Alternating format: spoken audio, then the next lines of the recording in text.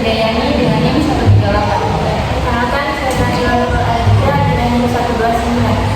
Saya Evelina Sekrestia dengan NIM 134. Saya Muhammad Zikra dengan aliran NIM 146. Saya selaku moderator pada kesempatan ini, saya dan rekan-rekan saya dari kelompok 3 akan membahas materi tentang judul kerjakan efisiensi. Baik, untuk pemateri pertama akan disampaikan rekan saya yang bernama Nurul Hidayah. Baik, saya akan membaca tentang pengertian kebijakan efisiensi. Secara umum, kebijakan efisiensi merupakan paduan sistematis yang bertujuan memaksimalkan output dengan meminimalkan input atau sumber daya yang digunakan. Konsep ini mencakup penggunaan waktu, tenaga, biaya, dan material secara optimal. Efisiensi secara umum berarti kemampuan untuk menyelesaikan pekerjaan dengan penggunaan sumber daya seminimal mungkin namun dengan hasil yang maksimal.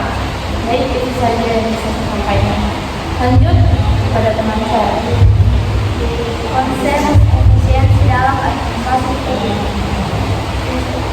Efisiensi dalam konteks administrasi publik merujuk pada kemampuan organisasi untuk mencapai tujuan dengan menggunakan sumber daya seminimal mungkin atau semaksimal output dengan input yang tersedia. Konsep efisiensi memiliki beberapa dimensi yang perlu dipahami secara komprehensif. 1. Efisiensi teknis berkaitan dengan kemampuan organisasi untuk memproduksi output maksimal dari input yang tersedia. 2. Efisiensi alokasi mengacu pada kemampuan organisasi untuk mengalokasikan sumber daya pada kegiatan-kegiatan yang memberikan nilai tambah tertinggi. 3. Efisiensi dinamis berkaitan dengan kemampuan organisasi untuk beradaptasi dan berinovasi dalam jangka panjang. Adapun tantangan dalam implementasi kebijakan efisiensi yaitu yang pertama, resistensi perubahan merupakan tantangan universal dalam inisiatif perubahan organisasi. Dalam konteks sektor publik, resistensi dapat berasal dari pegawai yang merasa terancam job security-nya, kelompok kepentingan yang diuntungkan oleh status quo atau budaya organisasi yang konservatif. Kedua, kompleksitas birokrasi. Dalam organisasi publik, seringkali membuat implementasi efisiensi menjadi sulit.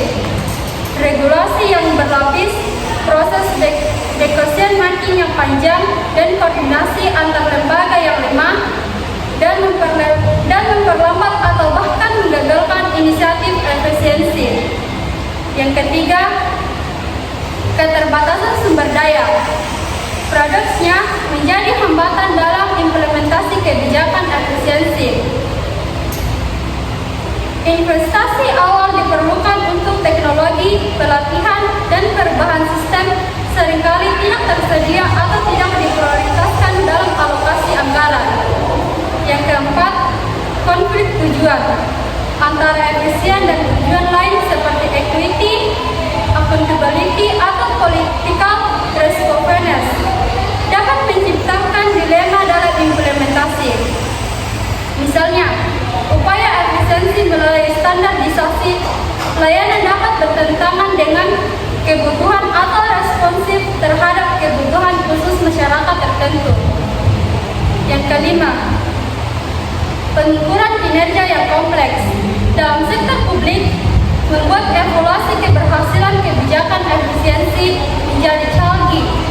Output sektor publik seringkali intangible dan multidimensional, sehingga sulit untuk mengukur efisiensi secara objektif. Yang keenam, political interference dapat mengganggu implementasi kebijakan efisiensi, terutama ketika terjadi perubahan kepemimpinan politik. Kebijakan efisiensi yang memerlukan konsisten jangka panjang dapat terganggu oleh agenda politik jangka pendek. Selanjutnya adalah dimensi kebijakan efisiensi. Kebijakan efisiensi dalam administrasi publik memiliki dimensi yang saling terkait. Yang pertama, dimensi struktural.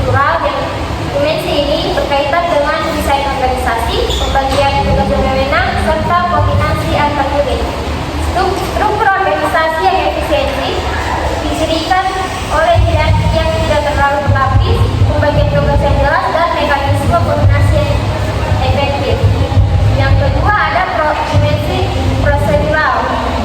Dimensi ini mencakup penyederhanaan prosedur, standarisasi proses, dan eliminasi duplikasi kegiatan.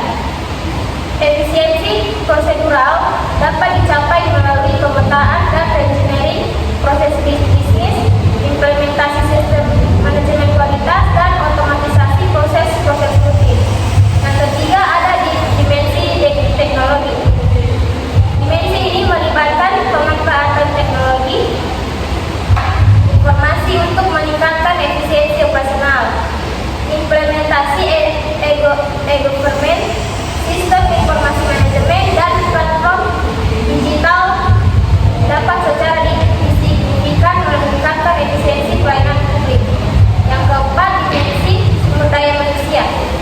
Dimensi ini berkaitan dengan pengembangan kompetensi pegawai, sistem merit, dan manajemen kerja. Pegawai yang kompeten dan termotivasi merupakan aset penting dalam pencapaian efisiensi organisasi. Adapun faktor-faktor keberhasilan kegiatan efisiensi, yang pertama, faktor kepemimpinan. Faktor kepemimpinan merupakan faktor yang paling krusial. Pemimpin yang memiliki kredibilitas tinggi dapat menggerakkan organisasi menuju perubahan. Kedua, faktor budaya organisasi sangat mempengaruhi penerimaan dan implementasi kebijakan efisiensi. Budaya yang mendukung inovasi, pembelajaran berkelanjutan, dan orientasi pada hasil akan memfasilitasi implementasi efisiensi. Yang ketiga, faktor teknologi dalam era digital. Ini menjadi enabler utama efisiensi. Investasi dalam teknologi informasi yang tepat dapat secara dramatis meningkatkan efisiensi operasional. Keempat, faktor sistem insentif. Faktor ini yang tepat dapat mendorong pegawai untuk mendukung inisiatif efisiensi. Sistem reward yang mengakui dan menghargai kontribusi terhadap efisiensi atau menciptakan motivasi intrinsik untuk terus berinovasi dan meningkatkan kinerja. Dan yang kelima, faktor dukungan politik. Ini sangat penting, terutama untuk kebijakan efisiensi yang memerlukan perubahan regulasi atau alokasi anggaran yang signifikan. Dukungan dari legislatif dan stakeholder politik lainnya yang dapat memberikan legitimasi dan sustainability jangka panjang. Adapun pertanyaan dari teman-teman yang akan dibacakan oleh Nabila, saya persilakan. Pertanyaan pertama, bagaimana kebijakan efisiensi dapat meningkatkan efisiensi dan kualitas pelayanan publik? Jadi kebijakan efisiensi dapat meningkatkan efisiensi dan kualitas pelayanan publik dengan beberapa cara. Yang pertama, mengurangi biaya. Kebijakan efisiensi dapat membantu mengurangi biaya operasional dan administrasi sehingga memungkinkan alokasi sumber daya yang lebih efektif.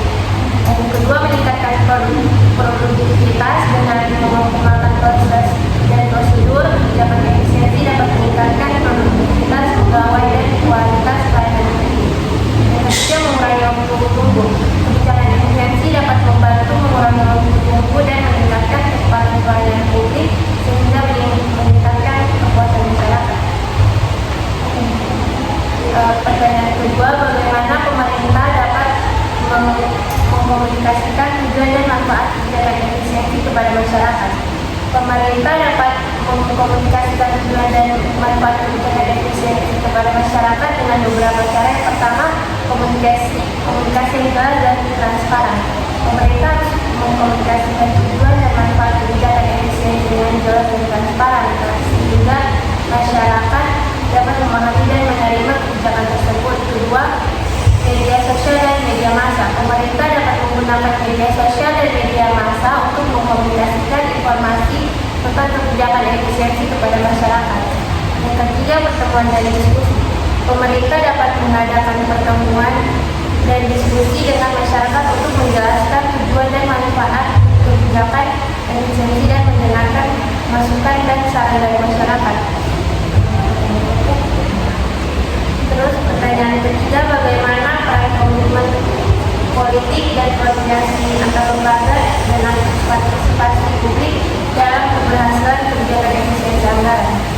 Peran pemimpin politik, koordinasi antar lembaga dan partisipasi publik sangat penting dalam keberhasilan kebijakan efisiensi anggaran. Di bawah ini beberapa peran masing-masing, di antaranya komitmen politik. Dukungan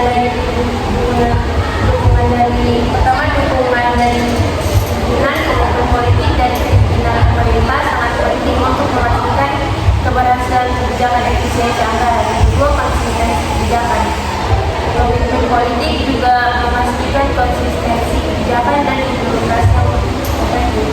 Terus ada koordinasi antar lembaga. Pertama, kerjasama yang efektif. Koordinasi antar lembaga sangat penting untuk memastikan kerjasama yang efektif dan menghindari tumpang tindih dalam implementasi kebijakan efisiensi anggaran. Kedua, pengintegrasian kebijakan. Koordinasi antar lembaga juga membantu pengintegrasian kebijakan dan program untuk mencapai tujuan yang sama. Terakhir ada partisipasi publik. Pengawasan dan evaluasi. Partisipasi publik dapat membantu pengawasan dan evaluasi kebijakan efisiensi anggaran sehingga memastikan bahwa kebijakan tersebut efektif dan akuntabel. Kedua, peningkatan transparansi. Partisipasi publik juga dapat meningkatkan transparansi dan kepercayaan masyarakat terhadap pemerintah. Dengan demikian, komitmen politik, koordinasi antar lembaga dan partisipasi publik sangat penting untuk keberhasilan kebijakan efisiensi anggaran dan dapat membantu meningkatkan efisiensi dan efektivitas penggunaan anggaran. Baik, karena semua pertanyaan sudah dijawab, adapun kesimpulan dari materi yang dibawakan adalah yang pertama, kesimpulan kebijakan efisiensi merupakan instrumen penting dalam meningkatkan kinerja organisasi publik dan responsivitas terhadap kebutuhan masyarakat. Efisiensi tidak hanya bermakna penghematan biaya, tetapi juga mencakup optimalisasi penggunaan seluruh sumber daya organisasi untuk mencapai tujuan yang telah ditetapkan. Kepemimpinan merupakan faktor yang paling krusial dalam keberhasilan kebijakan efisiensi. Yang kedua, saran membentuk lembaga independen yang bertanggung jawab mengawasi dan mengevaluasi implementasi kebijakan efisiensi di seluruh sektor pemerintahan, memberikan kewenangan untuk melakukan audit efisiensi dan memberikan rekomendasi perbaikan menyusun standar dan benchmark efisiensi untuk semua instansi pemerintah. Baik, itulah kesimpulan dan saran yang saya bacakan. Maka saya akhiri presentasi pada hari ini. Saya akhiri. Wassalamualaikum warahmatullahi wabarakatuh.